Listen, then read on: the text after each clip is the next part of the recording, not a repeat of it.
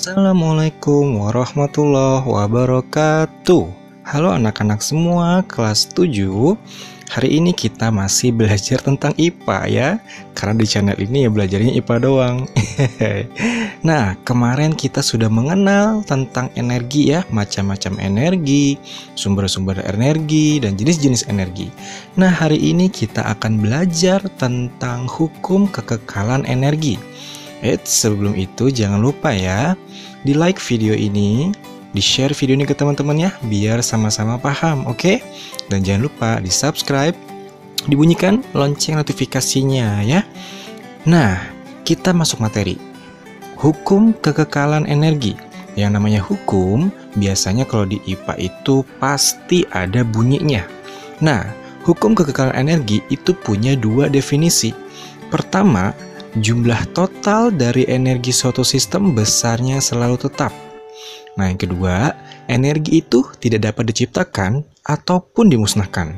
Tapi, energi dapat berubah dari satu bentuk ke bentuk lainnya. Ada dua definisi, kita akan bahas satu persatu, oke? Pertama ya, definisi pertama ini tentang jumlah total dari energi suatu sistem besarnya selalu tetap. Maksudnya apa sih? Coba cek gambar berikut.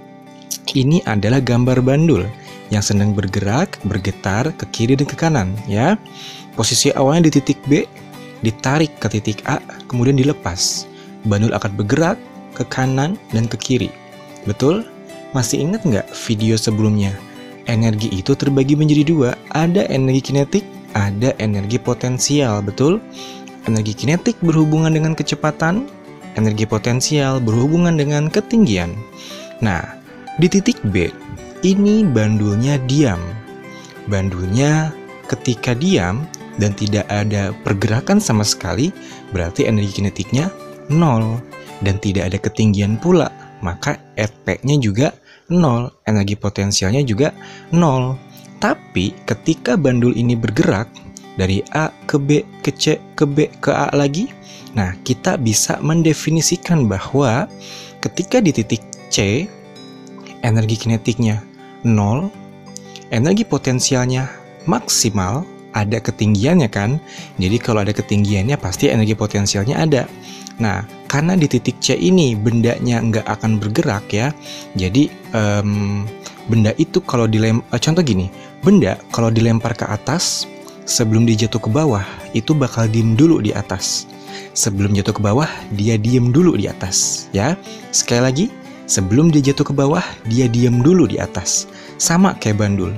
Kalau si bandul bergerak dari A ke B ke C, sebelum bandul itu berbalik arah, dia diam dulu di titik C. Oke? Karena dia diam, maka energi kinetiknya 0. Jadi di titik C itu EK-nya 0, EP-nya maksimal. Begitupun di A, EK-nya 0, EP-nya maksimal. Tapi di titik B, nah, di sini ada kecepatannya, bandulnya bergerak kan? Bandul bergerak ke sana kemari melewati titik B, betul?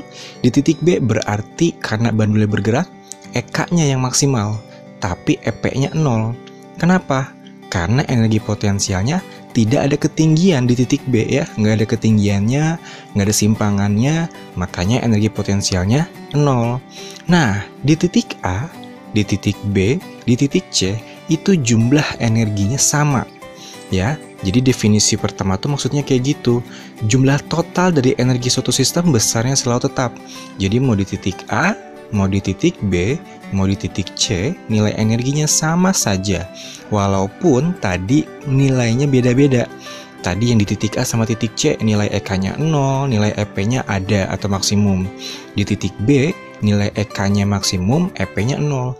Tapi kalau dijumlahkan itu sebenarnya sama aja nilainya. Nah, itulah maksud definisi pertama. Semoga paham ya. Nah, definisi kedua. Nah, ini definisi kedua lebih mudah nih. Energi tidak dapat kita ciptakan dan tidak dapat kita musnahkan. Tapi bisa kita ubah dari satu bentuk energi ke bentuk energi yang lain.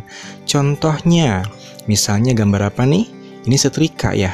Nah, setrika ini mengubah energi apa jadi apa? Ada yang tahu? Mengubah energi listrik menjadi energi panas, betul? Nah, inilah maksudnya berubah dari satu bentuk energi ke bentuk energi yang lain, gitu ya. Atau contoh lain misalnya blender. Blender ini mengubah energi listrik, betul kan? Menjadi energi apa? Energi apa yo? Energi gerak, ya. Nah, contoh lain, misalnya apa ini? Panel surya ya. Panel surya ini berarti mengubah energi panas matahari menjadi energi listrik. Nah, jadi itulah hukum kekekalan energi. Ada dua definisi ya. Nah, tinggal dipahamin, tinggal dihafal, oke? Nah, berhubungan dengan energi, masih ingat dong kalau kita itu mendapatkan energi dari makanan yang kita makan, betul? Makanan punya peranan penting bagi tubuh kita. Kita tidak akan bisa bertahan hidup tanpa makanan. Kenapa kita butuh makanan? Karena makanan ini adalah sebagai sumber energi dalam tubuh kita, agar kita dapat menjalankan berbagai fungsi tubuh dan bertahan hidup, betul? Bertumbuh dan berkembang, kemudian memperbaiki kerusakan pada tubuh kita seperti cedera, sakit, dan segala macam. Nah, makanya kita tuh perlu yang namanya makan makanan sehat. Nah, seperti karbohidrat, protein, lemak, mineral, ya kan? Terus vitamin dan serat dan segala macamnya. Jadi nutrisi-nutrisi yang penting bagi tubuh kita itu perlu yang namanya sering-sering kita konsumsi ya. Nah, itu bagi manusia. Bagaimana kalau tumbuhan? Tumbuhan juga memerlukan energi untuk bertahan hidup ya. Nah, kita sebut saja namanya fotosintesis. Ini adalah proses penyusunan makanan dengan menggunakan energi cahaya matahari ya. Jadi fotosintesis ini proses penyusunan makanan dengan menggunakan energi cahaya atau energi matahari.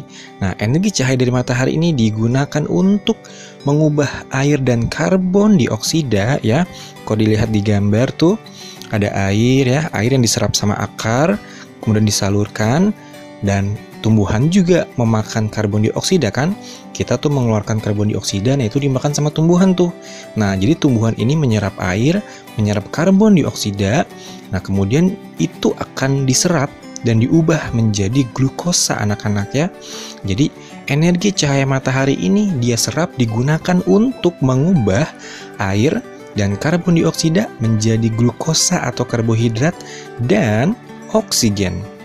Jadi tumbuhan itu menghasilkan oksigen ya, plus glukosa. Nah, glukosa atau karbohidrat yang dihasilkan ini adalah sumber energi bagi tumbuhan itu sendiri dan makhluk hidup yang lain ya. Jadi seperti itu ya, sederhananya gini. Tumbuhan menyerap karbon dioksida, menyerap air, kemudian dengan bantuan cahaya matahari, karbon dioksida dan air itu diubah menjadi glukosa dan oksigen ya. Pahami kalimat yang baik-baik, oke? Dari kemarin banyak yang minta, "Kak, pakai teks dong. Hayo, sudah SMP harus membiasakan diri memahami apa yang diucapkan oleh guru ya. Jangan apa-apa maunya teks terus ya. Jadi kamu harus melatih otak kamu untuk memahami apa yang kamu dengar, oke?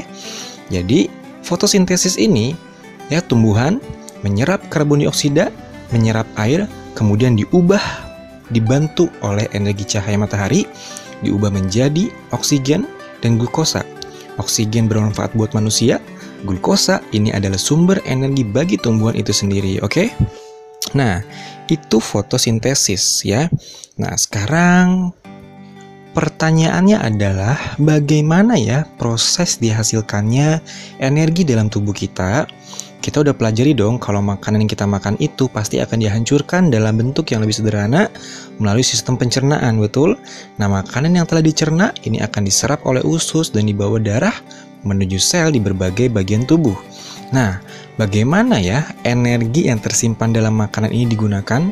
Nah, ini bisa dilakukan melalui yang namanya proses oksidasi makanan di dalam sel.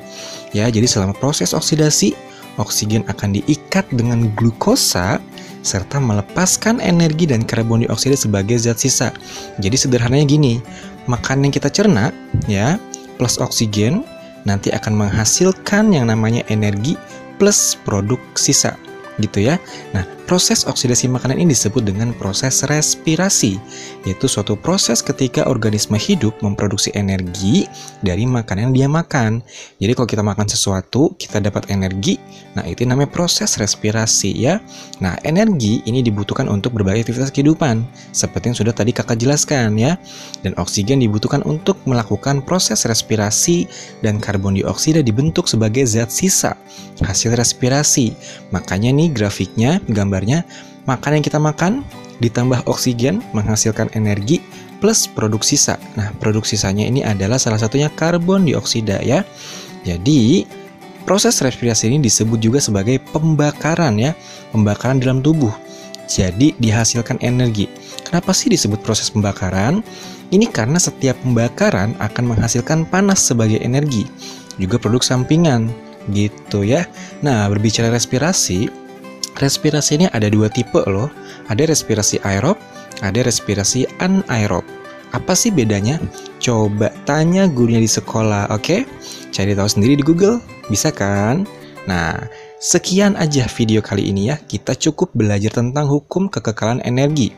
Kemudian tadi belajar fotosintesis, dan terakhir tadi kita belajar tentang respirasi ya, bagaimana makanan masuk ke tubuh kita diproses melalui proses oksidasi makanan atau namanya proses respirasi. Betul? Nah, semoga paham. Next kita akan belajar tentang usaha dan daya ya. Nah, bagi teman-teman yang sedang persiapan UAS, semangat ya. Oke, sekian dari kakak, kurang lebihnya mohon maaf. Next, semoga video yang diupload bisa lebih cepat ya. Nah, sekian dari kakak, jangan lupa share video ini ke teman-temannya ya, biar sama-sama paham, oke? Jangan lupa subscribe, dibunyikan lonceng notifikasinya ya. Nah, sekian, wassalamualaikum warahmatullahi wabarakatuh.